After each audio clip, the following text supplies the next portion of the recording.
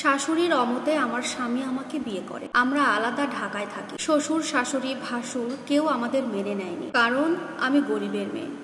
তারা সবাই চায় তাদের ছেলেকে এমন একটা পরিবারে বিয়ে দিতে যাদের অনেক টাকা পয়সা আছে। বিয়ের বয়স 3 বছর চলছে। এই 3 বছরে আমার শাশুড়ি আমার সাথে কথাও বলেনি, আমার মুখটাও দেখেনি। আমি অনেকবার কল দিয়েছি, কিন্তু সে আমার কল ধরেনি। আমার হাজবেন্ড যদি ফোন দিয়ে কথা বলতো, তার মায়ের একটাই কথা, তুই আবার বিয়ে কর, তুই আরেকটা বিয়ে করে তারপরে আমার সাথে কথা বলতে আসিস। কিন্তু আমার স্বামী কোনোভাবে আরেকটা বিয়ে করার জন্য রাজি হতো না। হঠাৎ করে আমার শ্বশুর শাশুড়ি খুব ভালো হয়ে গেল।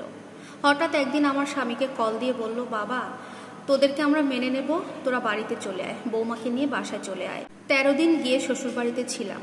আমি গরিব পরিবারের মেয়ে হলেও আমি শিক্ষিতা, আমার পড়াশোনা কমপ্লিট করেছি এবং পাশাপাশি টুকটাক বিজনেসও করে থাকি। ব্যবসা থেকে আমার ইনকাম মাঝে মাঝে 50,000 টাকা হয়, আবার মাঝে মাঝে লাখ টাকার উপরেও হয়। বোঝেনি তো, ব্যবসা বাণিজ্যে টাকা কখনো অ্যাকুরেট আসে না, কখনো কম, কখনো বেশি। আমার সুন্দর পোশাক দেখে আমার যা সেটা সহ্য করতে পারছিল না। গ্রামের সবাই আমাকে দেখতে এসে আমার প্রশংসা করছিল। এক্ষেত্রে আমার যা প্রচুর হিংসা করছিল। 13 দিনে আমার শাশুড়ি সমস্ত রান্নাবান্না করছিল, আমাকে কিছুই করতে দেয়নি।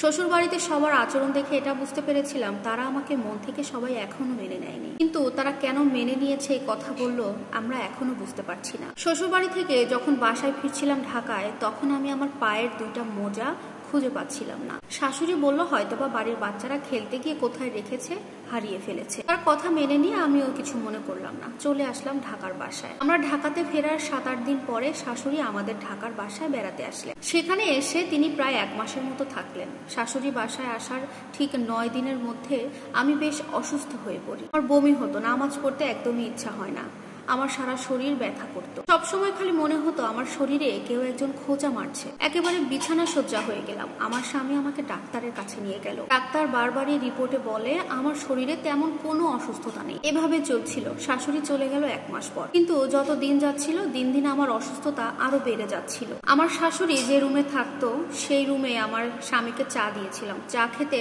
হঠাৎ করে চাটা ছুটে পড়ে যাওয়ার কারণে বিছানার তোষকটা ভিজে যায়। আর আমার স্বামী ঠিক তার পরের মুহূর্তে বিছানা থেকে তোষকটা তুলে রোদে দিচ্ছিল। ঠিক তখনই তোষকের ভেতর থেকে আমার স্বামীর হাতে কিছু একটা বিঁধে যায়। তোষকের ওই জায়গায় কি আছে সেটা দেখার জন্য স্বামী সেলাই খোলে এবং সেখান থেকে একটা পুতুল বের হয়, এবং ওই পুতুলটি আমার শ্বশুর বাড়িতে যে মোজা হারিয়ে গিয়েছিল সেই মোজা দিয়ে তৈরি করা, এবং পুতুলটার গায়ে অনেকগুলো সুই ফোটানো। আমার স্বামীর আর কিছুই বুঝতে বাকি রইল না। আমার স্বামী সবটা বোঝার পরে একটা ভালো ইমামের কাছে আমাকে নিয়ে যায়। আমাকে যে কেউ কিছু একটা করেছে এটা আমার স্বামী মন থেকে বিশ্বাস করেছে, কিন্তু এটা যে তার নিজের মা করেছে এটা সে কোনোভাবে বিশ্বাস করছে না। প্রথমত, আমার ঢাকার বাসাতে আমার শাশুড়ি ছাড়া আর অন্য একটা মানুষও আজ পর্যন্ত আসেনি। আর ঢাকায় তো এমনিতেও কেউ কারোর বাড়িতে যায় না, আর আমার বাড়িতে আমি কোনো কাজের মানুষও রাখিনি। আর তাছাড়া আমার পরিবারের কেউ বা বাইরের কেউই আসেনি। তাহলে এই কাজটা করলো কে? ইমাম সাহেব আমার স্বামীকে সবকিছু খুলে বললেন যে কিভাবে কি করা হয়েছে। একটু একটু আমার স্বামী তখন বিশ্বাস করতে শুরু করেছে যে এই কাজটা তার মাই করেছে। এরপরে বাসায় আসার পরে আমার স্বামী তার মাকে কল দেয়, তার মাকে সবকিছু জিজ্ঞেস করে, কিন্তু আমার শাশুড়ি এগুলো কিছুই স্বীকার করে না। উল্টো আমাকে নিয়ে অনেক বাজে কথা বলে আমি নাকি অসুখের নাটক করছি, ওই পুতুলটা নাকি আমি বানিয়েছি, মোজা হারানোর নাটকটা নাকি আমিই করেছি, সবই ছিল আমার সাজানো, আমি নাকি তাদের ছেলেকে তাদের থেকে আলাদা করতে চাই, তাই এই সমস্ত কিছু করেছি। কিন্তু আমার স্বামী তার মায়ের বলা কোনো কথাই বিশ্বাস করে না। এরপরে আমার স্বামী অনেক ভালো একটা হুজুর দেখে আমাকে চিকিৎসা করায়। এরপরে প্রায় 8 মাস লাগে আমার সুস্থতা ফেরত আসতে।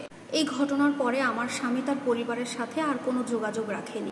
বর্তমানে আমাদের 2 বছর 1 মাসের একটি মেয়ে বাবু আছে, এবং আমার স্বামী তার পরিবারের ভয়েই আমাকে নিয়ে দুবাই চলে এসেছে। বিয়ে করার আগেও সে দুবাই ছিল। আমাদেরকে নিয়ে দুবাই যাওয়ার তার একটাই কারণ, যেন তার পরিবার তার মেয়ের অন্তত ক্ষতি না করতে পারে। আমি কখনো তাদের সাথে খারাপ আচরণ করিনি, কিন্তু আমার সাথে কেন এমন করলো তারা কেউ বলতে পারবেন? আমি এই ভিডিওটার মাধ্যমে একটা ছোট্ট মেসেজ সবাইকে দিতে চাই, বিশেষ করে আপুদের।